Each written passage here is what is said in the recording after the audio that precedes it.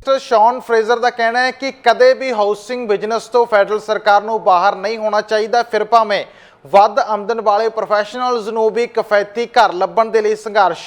क्यों ना करना पवे। उन्होंने आख्या कि पिछली अद्धी सदी तो लिबरल और कंजरवेटिव पार्टी की अगवाई में बणियां फैडरल सरकारां देश में अफोर्डेबल घर मुहैया करवाउण तो पासे हो गईयां ने। अजिहा नहीं सी होना चाहिए, पर यह वाकई होया है। फ्रेजर ने आख्या कि हुण हालात ये हैं कि पूरा देश हाउसिंग दी नाल संबंधित समस्यावां दे नाल जूझ रहा है, इस हाउसिंग संकट का हल भी जल्दी निकलता नज़र नहीं आ रहा। उन्होंने वैनकूवर दे विच पत्रकारां नाल गलबात करदे आख्या कि पिछलियां फैडरल सरकारां घट आमदन वाले लोगों को घरां उत्ते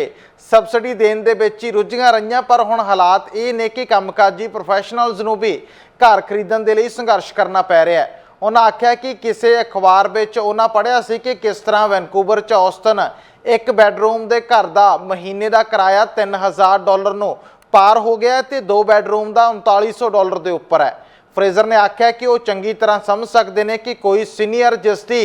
फिक्सड आमदन है तो जां जिहड़ा विद्यार्थी इत्थे पढ़ाई कर रहा तो उसने पढ़ाई पूरी होने तो बाद कर्जा भी उतारना, उसके लिए घरां दा इन्ना किराया उतारना बेहद औखा है। उन्हें यह भी आख्या कि जे तुसी कैनेडा में काम करते हो तो तुहानू इत्थे घर भी बनाना चाहिए ताकि तुसी इस देश नूं अपना घर आख सको। पर यह भी एक गल है कि किसी भी व्यक्ति नूं अपनी आमदन का 30% तो वध घर उत्ते नहीं खर्चना चाहिए। उन्होंने आख्या कि इस समय असी कॉस्ट ऑफ लिविंग नूं घटाउण उत्ते अपना ध्यान केंद्रित कर रहे हैं। इस विच देश भर दे विच किराए उत्ते दिते जाण वाले अफोर्डेबल घरां की उसारी करके लोगों के लिए घरां के किराया नूं घटाउणा शामिल है। काबिले गौर है कि कैनेडा दे विच पिछले दिनों तो हाउसिंग मार्केट का मुद्दा एक बार फिर तो चर्चा दे विच है, क्योंकि विरोधी धिर के लीडर पियरे पोलियव के वल्लों लगातार इस मामले नूं लैके फैडरल सरकार नूं घेरिया जा रहा है, जिस दे विच दोष लगा रहे हैं कि प्रधानमंत्री जस्टिन ट्रूडो की अगवाई वाली लिबरल पार्टी की सरकार के समय पिछले 8-9 सालों के घरां दीआं कीमतां दुगणियां हो गई ने ते मॉर्गेज दीआं किश्तां तारनियां लोकां दे लई बेहद औखियां ने। बेशक प्रधानमंत्री जस्टिन ट्रूडो वल्लों पिछले दिनी हैमिल्टन दे विच कीती प्रेस कॉन्फ्रेंस के दौरान यह आख्या गया सी कि हाउसिंग सीधे रूप दे विच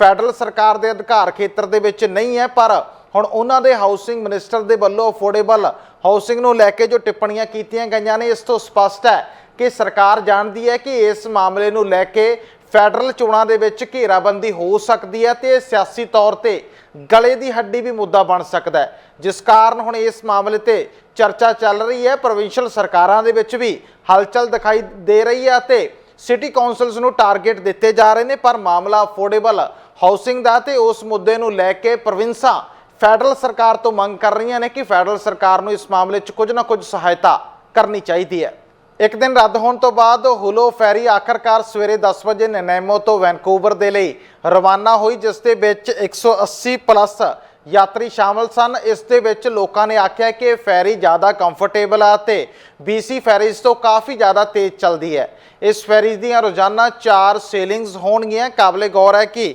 एक प्राइवेट फेरी सर्विस है जिसनों तेज़ हवावां ते खराब मौसम के चलदियां अपनी सेलिंग्स की बुकिंग पिछले दिनी रद्द करनी पई सी, क्योंकि BC फेरीज की जो असीं गलबात करते हैं तो BC फेरीज अपनियां सर्विसिस नूं लैके चर्चा दे विच रही है। पिछले समय दौरान जिस ढंग दे नाल फेरीज रद्द होईयां ते डिले होईयां ते कुछ फेरीज दे विच टैक्नीकल समस्यावां दा सामना भी करना पिया ते नालों नाल BC फेरीज के ऑफिशियल्स ने स्पष्ट रूप दे विच कहा कि स्टाफ की घाट दे चलदियां सर्विसिज प्रभावित हो रही ने। बेशक लंघे लॉन्ग वीकेंड दौरान BC फेरीज के वल्लों अपनियां सर्विसिज दे विच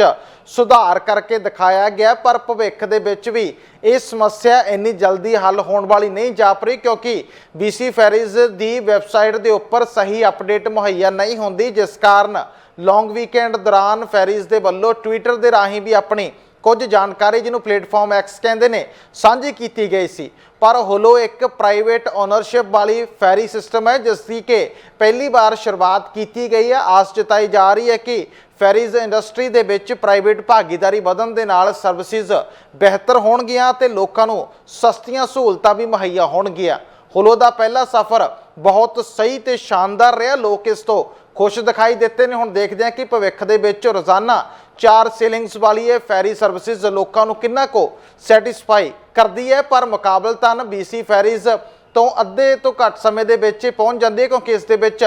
70 ਮਿੰਟ ਦਾ ਸਮਾਂ ਵੈਨਕੂਵਰ ਆਈਲੈਂਡ ਤੋਂ ਵੈਨਕੂਵਰ ਪੁੱਜਣ ਦੇ ਲਈ ਲੱਗਦਾ ਹੈ। ਸਾਡਾ ਹਰ ਇੱਕ ਪ੍ਰੋਗਰਾਮ ਦੇਖਣ ਤੇ ਸਾਡੇ ਨਾਲ ਜੁੜਨ ਲਈ ਸਬਸਕ੍ਰਾਈਬ ਕਰੋ ਚੈਨਲ ਪੰਜਾਬੀ ਤੇ ਨੋਟੀਫਿਕੇਸ਼ਨ ਲਈ ਬੈਲ ਆਈਕਨ ਵਾਲੇ ਬਟਨ ਤੇ ਕਲਿੱਕ ਕਰੋ।